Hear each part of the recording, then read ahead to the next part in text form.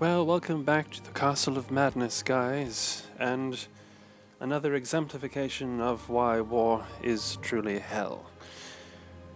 I was challenged on Twitter by Tiglath-Pileser to fight a battle roughly approximating the historical action of Himera between the forces of a Sicilian alliance and the Carthaginians during the wars of Carthaginian expansion before the First Punic War. And to do so, I could easily utilize the Carthaginians, but there is no Syracuse faction available to me to play as, so I had to substitute Massilia. And the armies, as you can see here, are laid out balanced in terms of type of units, but heavily in favor of the Syracusian side because they have so many heavy infantry, good javelin men, and excellent cavalry, whereas the Carthaginians have a typically more, I don't know what the word would be, eclectic array of troops, and they include medium to excellent spearmen, which includes 2 units of the Sacred Band,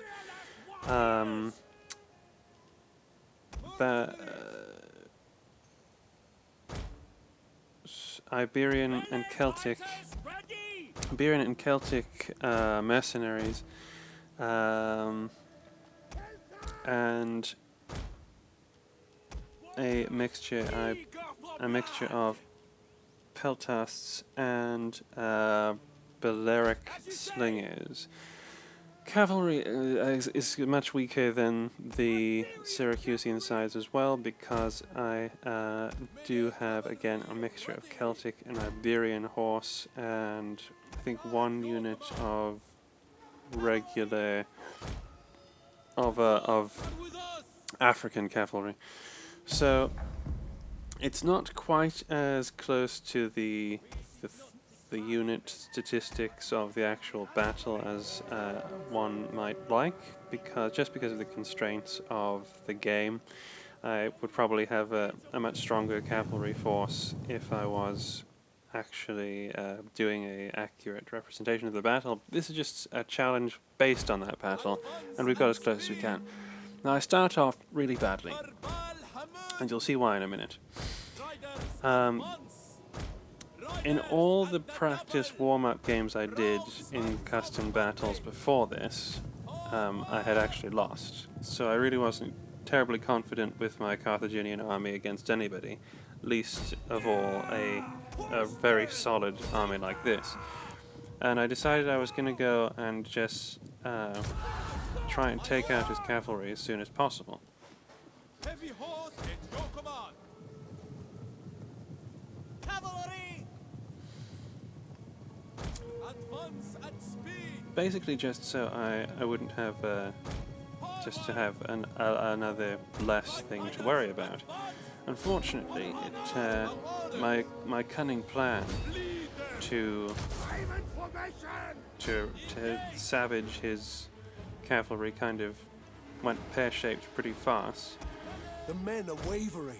And as he deployed, because his cavalry are just better than mine, and because he sensibly turned some archers towards me to take out the cavalry there, and so right off the bat I lose a huge amount of cavalry, which would have been very helpful to guard my flanks, even though I think I'd have lost them anyway because his mounted arm is just so much more powerful than mine.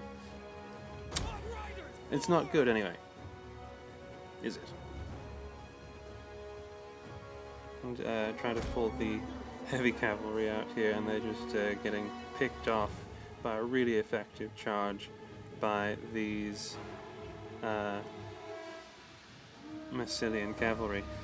Now, while I'm over there panicking about that, he launches his right flank cavalry against my left.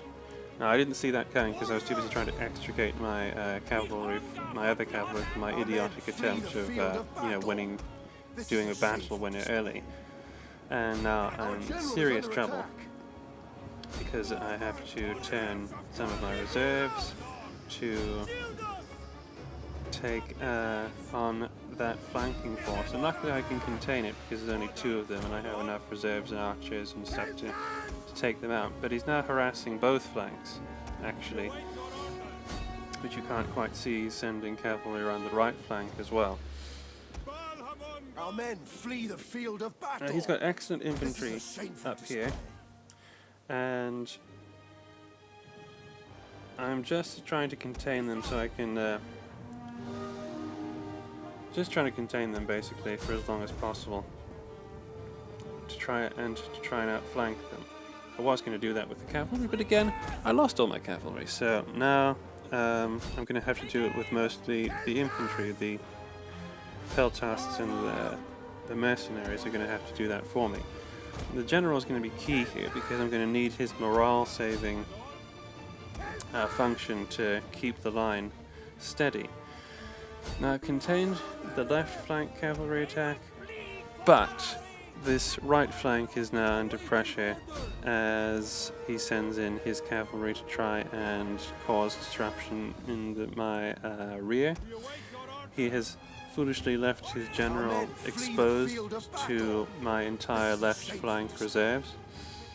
His general bodyguard units are excellent troops and they'll hold out for a long time, but it's very risky to leave them out there like that. Meanwhile, I'm mopping up his cavalry flanking forces, and he's kind of desperately trying to fling them at my phalanxes, but it's not working.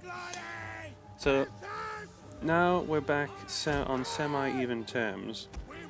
He's lost most of his cavalry, I've lost most of my cavalry, and it's going to come down to the infantry in the center. He has better infantry than mine, so this is a problem. So my plan here is to keep the main infantry line stolid and slowly envelop him on the right and fully envelop him on the left with this bunch of gallant mercenaries who have just killed his general, and that's going to be a big morale blow to his forces. However, they're eating away at my phalanxes along the center. Now I'm just forming up the mercenaries to try and get round his flank and get him in the rear. I'm going to try and spread out the attack as much as possible, because in this game if you bunch up units and attack one, it lessens their effect on the unit you're attacking, especially if it's a quality unit. It's that old thing where you need room to swing the sword, so your numbers count for nothing if 3 units attack 1 in a narrow constricted space. Another thing I'm going to try and do is use my archers as much as possible to shoot into him, into the dense blocks of Massilian hoplites, and that's usually good for breaking morale. There's no way I can do this quickly, and to be honest, at this point I have great doubts that my infantry are going to hold long enough before I can break his hoplites with my mercenaries. At this point, this is why I wanted to take out his cavalry early, because if I'd taken out his cavalry early, I could have been constantly charging him in the rear with the cavalry. But it's just so much more difficult now, even though he has no cavalry to counter my infantry flanking. What's happening here is that my infantry line is coming under extreme pressure, and I don't like the amount of yellow diamonds I see above the flags. And so I pulled out some units in the center to reform them and send them back in, with the hopes that having reformed they'll be able to do more damage, because there was a break a second ago in the center of the Massilian line, which allowed this hole to appear that I can possibly exploit. That's why I've sent the general into the backs of these wavering Massilians on the wavering Massilian right flank, and trying to divert as many troops as possible to encircling that creating a sort of a salient that I can cut off and destroy. I am slowed down immensely by the fact that a good 2 units are being held up, wiping out a tough little unit of hoplites way out on the right flank over there. And they would be extremely useful at this point. The opportunity is now passing. His forces are normalizing to the situation. They're containing the threat. They're actually now starting to surround the troops I sent to attack that flank. And things are going to become very close as more and more unit banners begin to flash as troops waver. Our men flee the field of battle. And it's slowly turning against me, I feel. So finally that small unit of that unit of hoplites on the right flank breaks, and I can send my troops in to attack. And there's just so many units wavering, and now I lose my mercenaries on the left flank, and it's looking more and more perilous for me. So I am going to take the decision in a minute to withdraw. One of our units has used all its Now, a lot of people don't do this in Total War videos I've seen against human players because it invites a great amount of casualties. But it can be done, especially if you're willing to sacrifice a unit or two to keep the enemy busy. And it'll give your troops, hopefully, if they're steady enough, the ability to recover a little. Now, I have a general, and that means that his morale-giving abilities can prop up a dangerous maneuver like this. It's still not looking good, even though the balance of power bar on the bottom left-hand side shows that we're almost even. That's just because he is in a slightly more rocky morale situation than I am, because he doesn't have a general anymore. The situation now is what I was hoping for. Having moved my troops back, his troops are now moving in a disordered fashion, in a large clump, which should allow me to maneuver around them and cause them a great amount of consternation. I'm going to use whatever missile troops I have left to cause as many casualties with them as possible, and here I am trying to make sure that I get around them and don't allow them to use their superior numbers and superior strength of infantry against. It's going to be close, and I'm still dubious that when I put my troops back into the fight, their morale will just slide down really fast.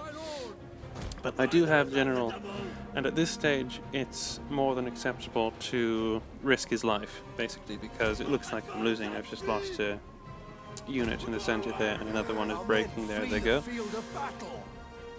But general's bodyguards, like I said, are incredibly good troops. They're heavy cavalry, and with superb morale. And that charge there just took out a big unit of Massilian hoplites. And so I'm now going to use him like I would ordinary cavalry and continually throw him into the back of any enemy unit I can see.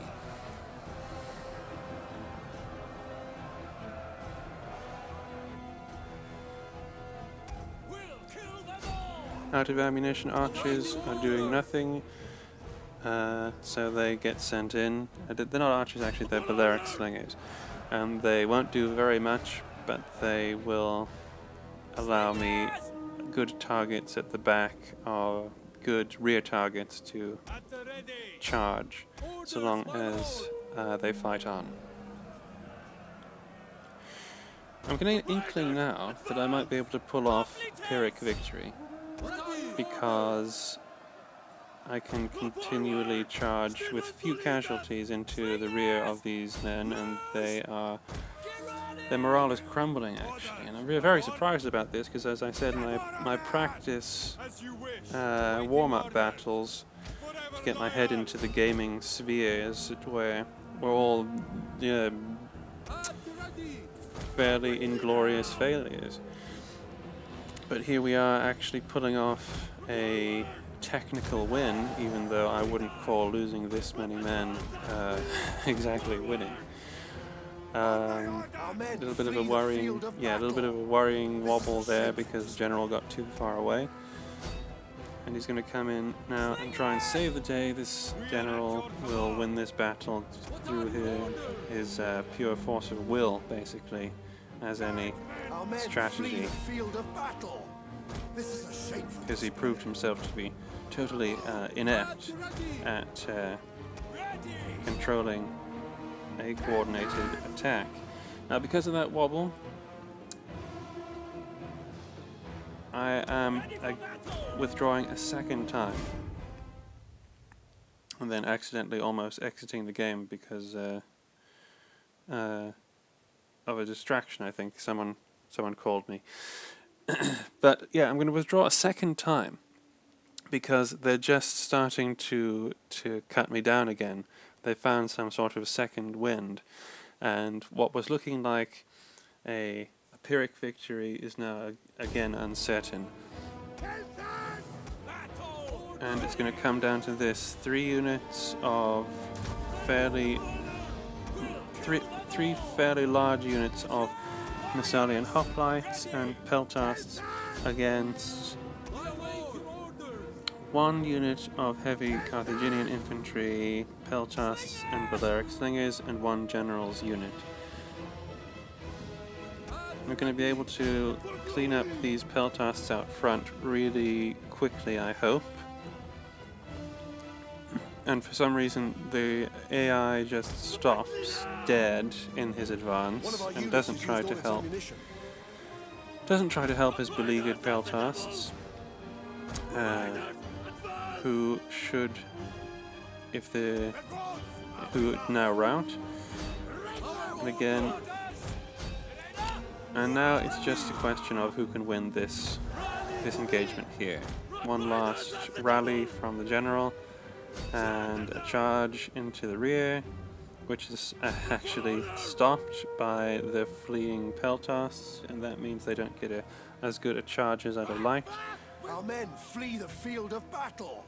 And it's really just now a simple pounding match, as the Duke of Wellington might have said. Just a stand-up fight between two pugilists. And just because I have these general's bodyguard here with my general still intact means that I have a slight advantage in flexibility, which means I can get repeated, which brings me to this point and winning the battle. But it's hardly my finest hour. Costly victory understates the matter somewhat. I gain a Pyrrhic victory. I've lost over half my army. He's lost just a little more, and it's a gigantic mess, really. But but I won it. I got through it somehow. Hope you enjoyed it. Please do what you have to do at the end of the video if you liked it, and I'll see you again for another adventure in Historyland.